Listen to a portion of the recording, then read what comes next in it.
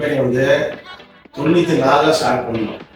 அதாவது ADR house hold ஆர்டிகல்னு சொல்லி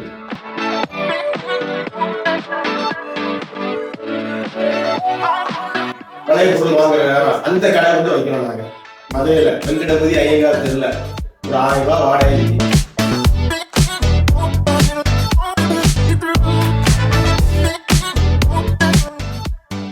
நிறைய ஐட்டம்ஸ் இப்போ வரைக்கும் ஒரு 2000 ஐட்டங்கள் வந்து இப்போ நாங்கள் வந்து தயார் பண்ணிருக்கோம்.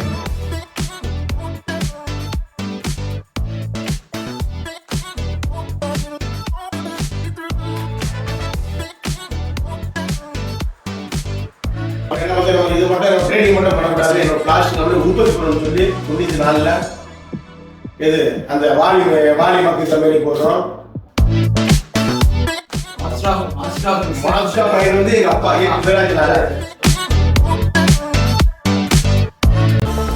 வணக்கம். சென்னை வேலம்மாள் இன்ஜினியரிங் காலேஜில் இருந்து உங்கள் கோபினிஷா. இப்போ நம்ம எங்க வந்திருக்கோம்னு பார்த்தீங்கன்னா பூங்கா நகரம் நினைக்கிற மதுரைக்கு தாங்க.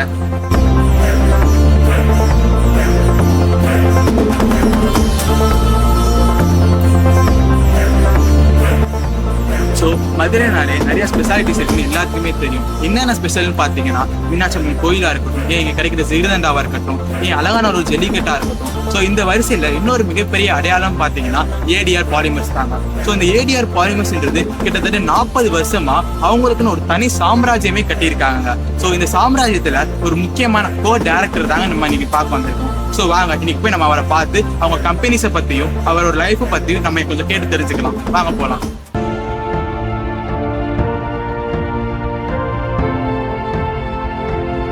Hi, I'm Gopi Nishant. This is Krishnan. We are from Velammal Engineering College and from the Department of Management Sciences, Chennai.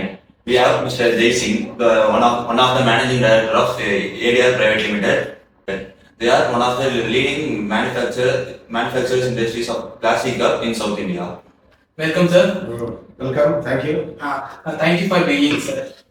இப்போ ஏடிஆர்ன்றது இப்போ மதுரைக்குன்னு ஒரு அடையாளம், மீனாட்சி அம்மன் கோயில் அந்த மாதிரி நிறைய இருக்கு. ஸோ அந்த வரிசையில இப்போ நம்ம பிளாஸ்டிக்ஸ் இந்த மாதிரி பொருட்கள் எடுக்கும்போது நீங்க தான் இப்போ ஒன் ஆஃப் த லீடிங் கம்பெனிஸா இருக்கீங்க. ஸோ உங்களை பத்தியும் உங்க கம்பெனி பத்தியும் ஒரு சின்ன இன்ட்ரோடக்ஷன் கொடுக்க முடியுமா சார்? கண்டிப்பா இந்த கம்பெனி வந்து 94 ஸ்டார்ட் பண்ணோம்.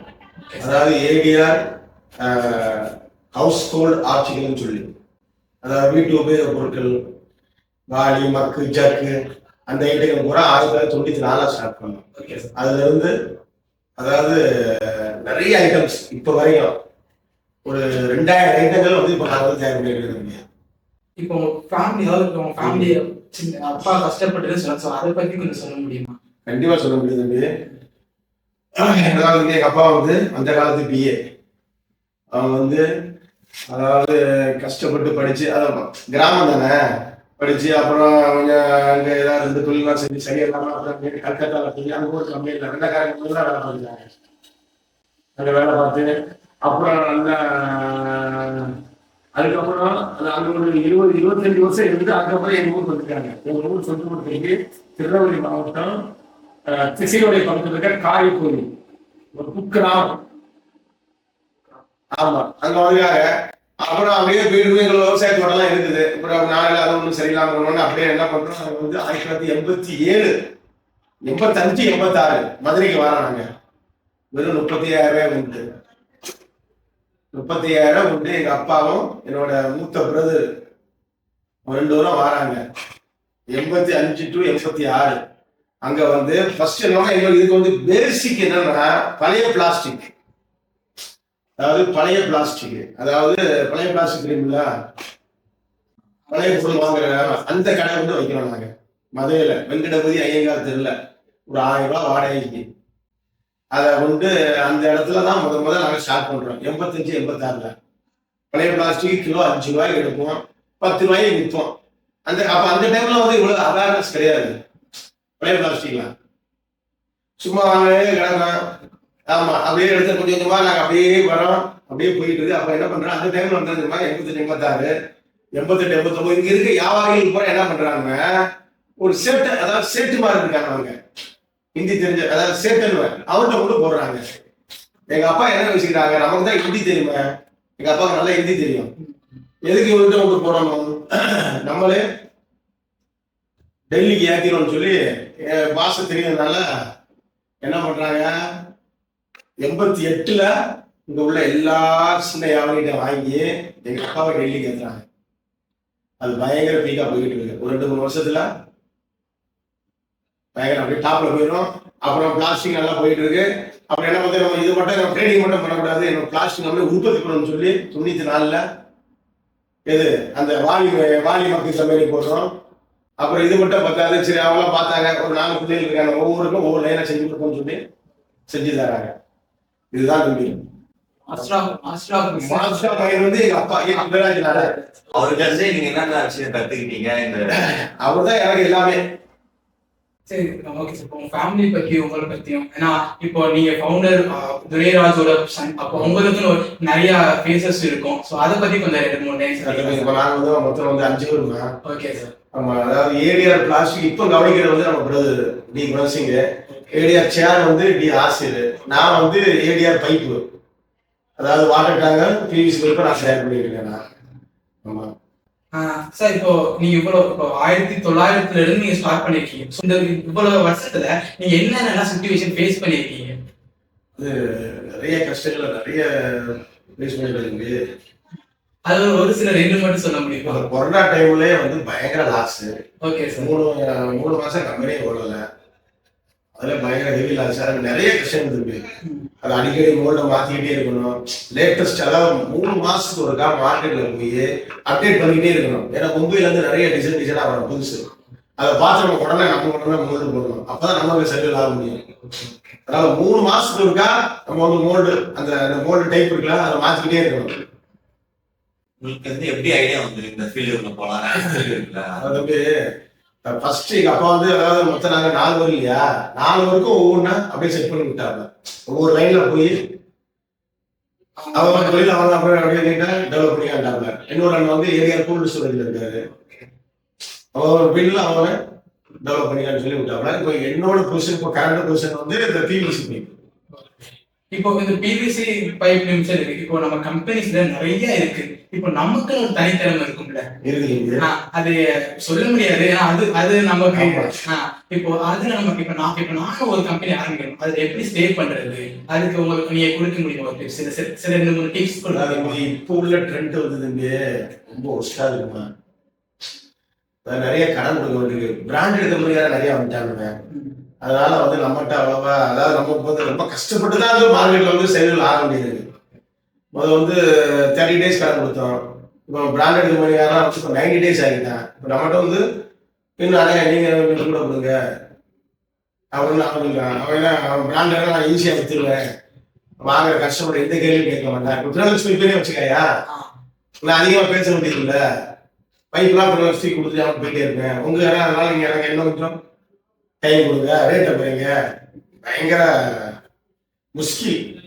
ஆமா, கம்பெனி வந்து 1994 ஸ்டார்ட் பண்ணிருந்தீங்க. அப்போதைக்கும் இப்போதைக்கும் உள்ள வித்தியாசத்தை சொல்லுங்க. அப்ப நிறைய சம்பாதிக்க தம்பி, கொஞ்சம் சம்பாதிக்க முடியலாமா? ஆமா, அப்ப வந்து காம்படிஷன் அதிகமா ஓவர் ஆயிடுச்சு. அப்ப எதுவுமே இல்லை, நம்ம தான் ராஜ்யமா இருக்கணும். ரொம்ப ஒஸ்ட் ஆயிடுச்சு மார்க்கெட்டு. இப்படிதான் தம்பி, அதாவது நம்மகிட்ட வேலை பார்த்த பசங்களே 10-15 பேர் போட்டாங்க. ஒரு ஐடி ஸ்டூடெண்ட், பல பிரச்சனைகள். ஆமா, எப்படி காம்படிஷனா போயிட்டு இருக்கு. பொதுவாக தம்பி இப்போ ஜிஎஸ்டி வந்து ரொம்ப ஒஸ்ட் ஆயிடுச்சு, அது கொஞ்சம் டவுன். Okay okay sir. இப்போ இத்தனை வருஷம் கடந்து வந்தீங்க, இதுல என்ன நீங்க கத்துருக்கீங்க? தம்பிட்ட எப்படி சொல்ல, எப்படி என்ன, அதாவது நீங்க இன்னி வரைக்கும் எவ்வளையோ ஸ்ட்ரகிள்ஸ் இருக்கும், எவ்வளையோ தலைகள் இருக்கும். இப்ப அதெல்லாம் நீங்க மீறி இந்த பொசிஷன், அதாவது முதல்ல வந்து கடன் கொடுத்தா கரெக்டா தருவாங்க, இப்ப எவ்வளவு சரியா தர மாட்டாங்க. அதனால இப்ப என்ன பண்ணிருக்கோம்னா, கடன் கொடுக்க கூடாதுன்னு சொல்லி முடிவு பண்ணி இருக்கிறத வச்சு கரெக்ட் பண்ணிக்கிட்டு அந்த நிலைமைக்கு வந்துருக்கும். அந்த லெசன் தான் இப்ப நாங்க வந்து படிச்சிருக்கோம். ஆமா, மக்களோட மனநிலைமை மாறிடுச்சு. வாங்கினா கொடுக்க மாட்டாங்க, செக்கு கொடுக்கா பவுன்ஸ் ஆகுது. நம்ம ரொம்ப போய் அவன்கிட்ட போய் ஃபோர்ஸ் பண்ணணும்னு வச்சுக்கோங்க, இப்போ மெட்டீரியல் சரியில்லை, உடஞ்சிருக்கு, தூக்கிட்டு போங்க. நாளைக்கு இப்போ வந்து கொஞ்சம் ஆனஸ்ட் இல்லை பையருக்கு. அதனால இப்போ வந்து கொஞ்சம் லிமிட்டடா கரெக்ட் பண்ணிக்கிட்டு அப்படியே பிசினஸ் போயிடுது. இவ்வளவு தூரம் வளர்ந்து வந்ததுக்கு உங்களுக்கு சப்போர்ட்டா இருந்தாங்க. சப்போர்ட் நம்ம மக்கள், அதாவது நம்ம லேபர்ஸ், என்னோட பையர்ஸ், பேங்க்ஸ், அவங்க நல்லா சப்போர்ட் பண்ணாங்க. இப்போ ஏன்னா இவ்வளவு இத்தனை வருஷமா நீங்க ஏரியாஸ்னு ஒரு பேர்ல ஸ்டே பண்ணிருக்கீங்க. இப்போ அதுக்குன்னா நம்ம லேபர்ஸ் எங்க இருப்பாங்க. கண்டிப்பா இப்போ நிறைய இது பண்றது இங்கே லேபர்ஸ்லாம் நிறைய அவங்க எல்லாம் வீடு கட்டி கொடுத்துருக்கோம். ஓகே, நிறைய ஹெல்ப் பண்றோம் பிள்ளைகள் படிப்புலாம். அதனால நம்ம ஏரியாவில் ஒரு வேலை செய்யணும், அவங்களை ஈஸியா வெளியில போக மாட்டோம். அவங்க வேண்டிய நாங்கள் கண்டிப்பா செஞ்சிருவோம். இப்போ அவங்க ஒரு சில பேர் பாராட்டும் விதமா ஏதாச்சும் சொல்ல முடியுமா? கண்டிப்பா சொல்லுவேன். அதாவது அவங்க வேலையை கரெக்டா, நான் வரனே தேவையில்லை, அவங்க வேலையை கரெக்டா பார்த்துட்டு இருக்காங்க. அது ஒண்ணு சின்சியாரிட்டி. அப்புறம் தம்பி இன்னொரு இதுல என்னன்னா, அதாவது உனக்கு இருக்கும்போது ஒரு வேலை, இல்லாத ஒரு வேலைன்னு சொல்லி மக்களே அதை எங்களை பொறுத்தளவு செய்ய மாட்டாங்க. எங்க கம்மியா வேலை செய்யறாங்க, எப்பவுமே அவங்க கொடுத்த வேலையை கரெக்டா செஞ்சுட்டு இருப்பாங்க. அப்பதான் அந்த கம்பெனி அப்படியே உருண்டு போயிட்டு இருக்கும். இப்போ நீங்க இந்த பிசினஸ்ல உங்களோட ஆப்போனன்ட் டீம் இருப்பாங்க, உங்களுக்கு சில போட்டியாளர்கள் இருப்பாங்க, நிறைய இருக்காங்க. அவங்க நீங்க எப்படி ஃபேஸ் பண்றீங்க எல்லாத்தையும்? தம்பி இப்போ போட்டியாளரை ஃபேஸ் பண்ணணும்னா தம்பி, அதாவது அவன் ரேட்டுக்கு நம்மளும் கொடுக்கணும். ஒண்ணு, அவனோட அவன் என்ன ரேட்டு கொடுத்தானோ அதுல இருந்து ஒரு ரூபா 2 ரூபா குறைச்சு கொடுக்கணும். குவாலிட்டியா கூட்டணும்.